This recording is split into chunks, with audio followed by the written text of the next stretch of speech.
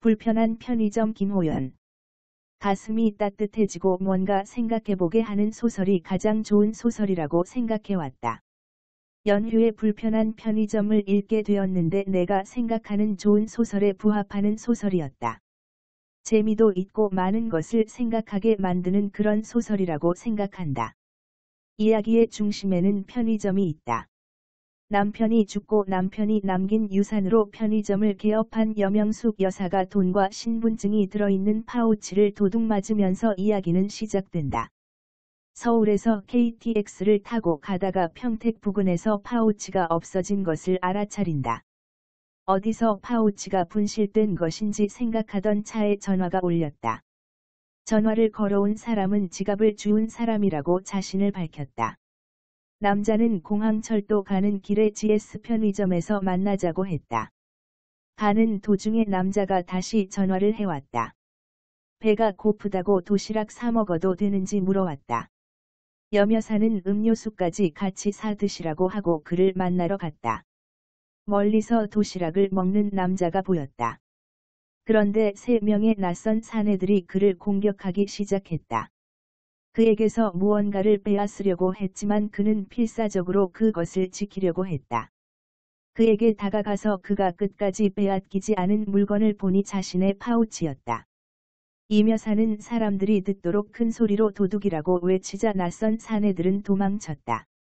남자로부터 파우치를 받은 여여사는 그에게 4만 원을 건네지만 남자는 돈을 받지 않고 돌아서 간다. 그리고 다시 편의점 앞으로 가서 앉는 그를 보던 여여사는 갑자기 그에게 어디를 같이 좀 가자고 한다. 여여사는 살해를 거부한 남자에게 어떻게든 보상을 해주고 싶었다. 그래서 그녀는 자신이 경영하는 편의점으로 그를 데리고 간다. 그리고 그녀는 매일 배가 고프면 편의점에 와서 도시락을 먹으라고 하고 아르바이트를 하는 시현에게도 그렇게 해주라고 일러둔다. 그렇게 그 남자는 여여사의 편의점에 오게 된다. 그리고 부산에 일이 있어서 가다가 파우치 때문에 다시 돌아온 여여사는 다시 부산으로 일을 보러 갔다 온다. 부산에 갔다 온 후에 시현에게 물으니 그 남자는 매일 저녁 8시에 찾아온다는 것이었다. 그 이유는 8시에 폐기할 도시락을 먹는다는 것이었다. 남자는 매일 저녁 8시에 폐기할 도시락을 먹고 가게 주변을 청소하고 테이블도 청소하고는 돌아갔다. 가게 주변에 떨어진 담배꽁초도 주워서 캔들도 주워서 정리하고 돌아갔다. 그리고 어느 날 가게 주변을 청소하고 도시락을 먹는 그에게 여여사가 다가가 그에게 이름 등을 물어본다. 그의 이름은 독고라고 했다. 그 외에 다른 건 기억나지 않는다고 했다. 그렇게 독고 씨와 저녁마다 만나던 어느 날 야간 일을 봐주던 성필 씨가 중소기업의 운전기사 일을 얻게 되었다며 그만두겠다고 연락이 왔다. 야간 근무자 구하기가 어려운 상황이라 여여사는 머리가 지끈거린다. 여기저기에 야간 일을 할 사람을 구해봤지만 일주일이 지나도 구해지지가 않았다. 야간 일을 할 사람이 없어서 야간에 여여사가 가게를 보고 있는데 불량한 학생으로 보이는 남자와 여자가 가게에서 소란을 피우는 일이 생기는데 시끄럽다고 잔소리를 하는 여여사에게 남자가 시비를 걸어왔다. 그때 가게 문을 열고 독고 씨가 들어와 그들이 가게 밖으로 도망치지 못하게 막는다. 경찰 출동을 요청한 상황이라 그들이 도망치지 못하게 막은 것이다. 결국 출동한 경찰에게 연행되어 그들은 경찰서로 가게 된다.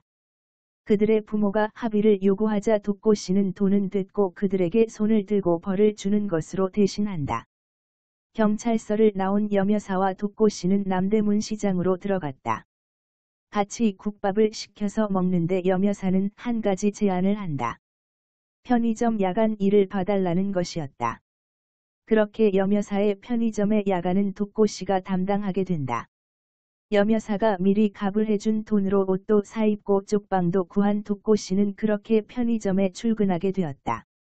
노숙자였던 독고 씨와 함께 일하는 시현과 여여사와 언니 동생하며 지내는 오여사도 점차 독고 씨의 편안한 성격에 그를 동료로 인정하게 된다. 독고 씨가 편의점에서 일하며 만나는 사람들의 이야기가 이어지고 마지막 후반부에는 알코올성 치매로 기억을 잃었던 독고 씨가 잊고 싶었던 기억을 떠올리며 다시 자기를 찾아가는 내용으로 마무리된다. 지루하지 않게 작은 사건들이 일어나면서 마음이 따뜻해지는 이야기로 한 번 읽어보길 권한다.